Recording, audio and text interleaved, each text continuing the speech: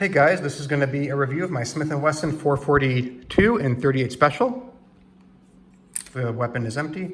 And the first thing you should know is that this is the version of the 442 without the safety lock.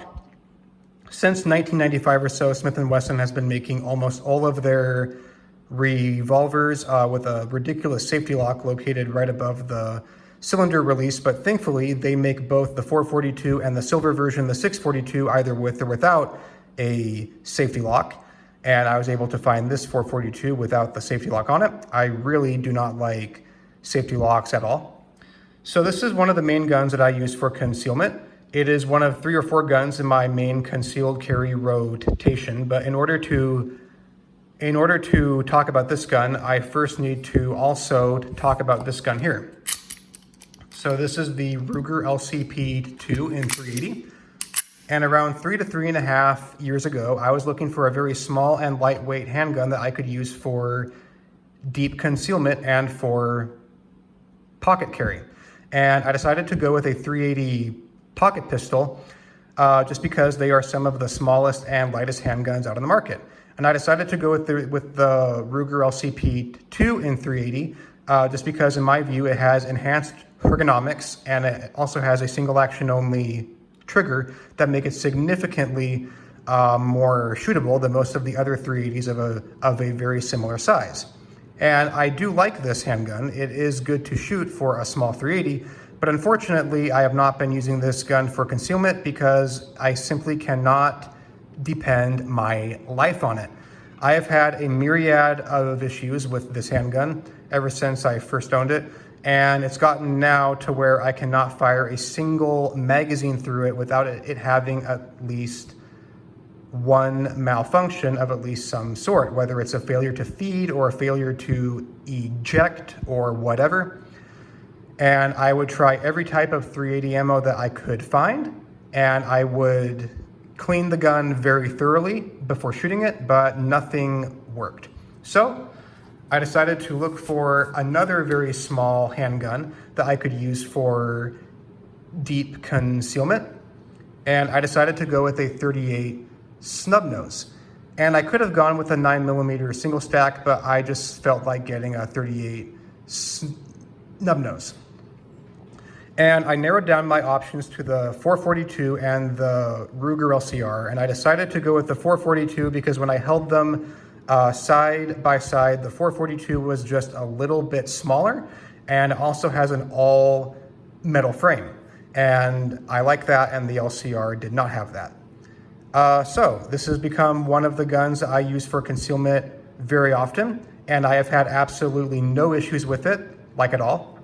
I don't know the exact round count of rounds I have fired through it, but I have had 0 issues whatsoever, whereas I was having lots of issues with this handgun over here.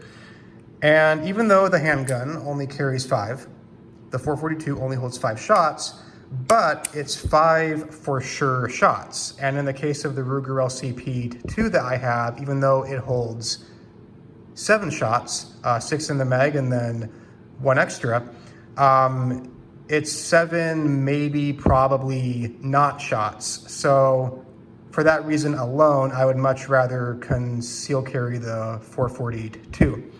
And the 442 is a little bit larger than the Ruger LCP II, but not a whole lot. And both guns are super easy to conceal on you. You can see them there. So the 442 is a little bit larger, but not by a whole lot.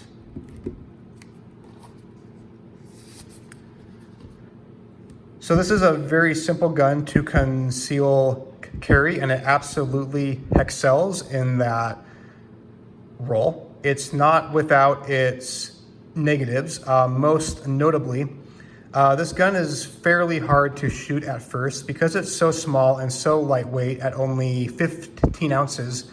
The gun does kick fairly hard, especially if you are using a defensive round such as this. You definitely notice it. Now, when you shoot a cheaper round, such as this here, the gun does kick a little bit less, but not a whole lot less.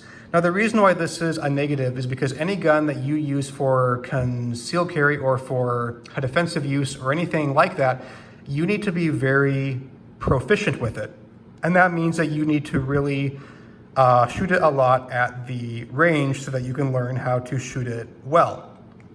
And some folks may not find the necessary motivation to actually go to the shooting range to shoot this just because it does kick hard.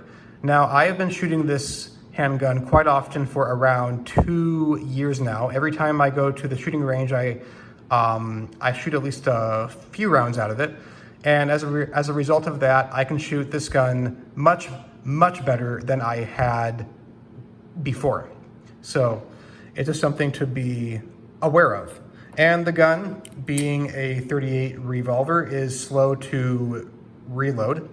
2 options, you can use this. This is a speed strip, and you can either load 1 round in, or you can load 2 rounds in, such as like such. Or you can use a speed loader, like this.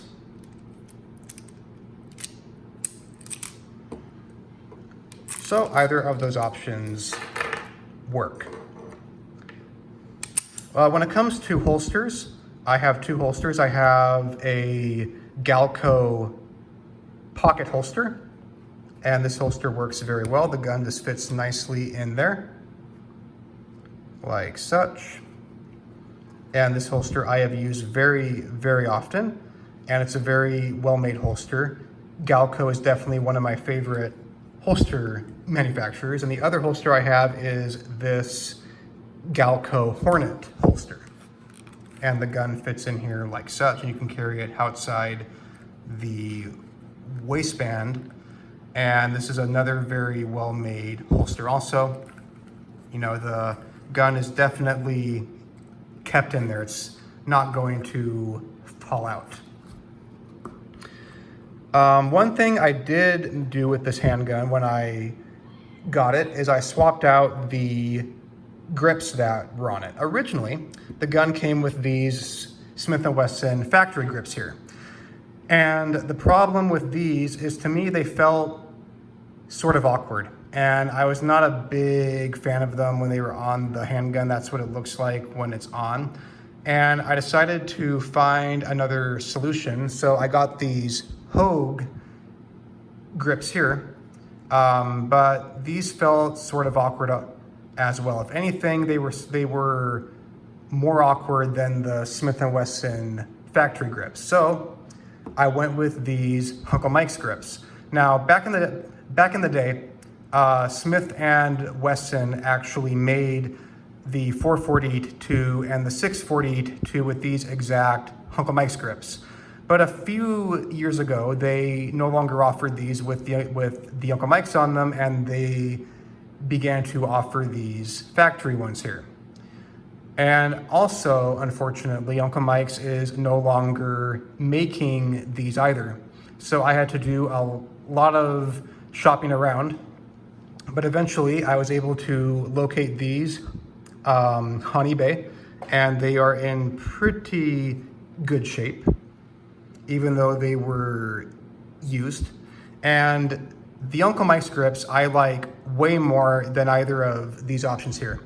And the reason that I like these way more is because the handgun just feels a lot more natural and a lot less awkward now. So if you are going to get either the 442 or the 642, maybe you will like the Smith & Wesson factory grips, but as for me, I personally favor the Uncle Mike's more. So I would recommend that you at least consider shopping around for these, because I think that these feel a lot less awkward. Overall, I have been very happy with the Smith & Wesson 442 as an everyday carry handgun. It's not the only handgun that I use for concealment. I do have other options as well. But when I need something that is very small and very lightweight, this is usually the option that I select.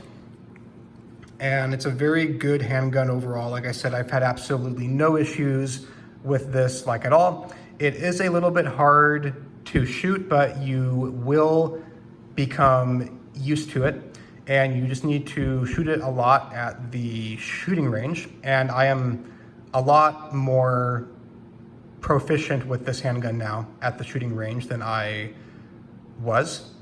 And overall, I'm very happy with this as a very small, deep concealment handgun.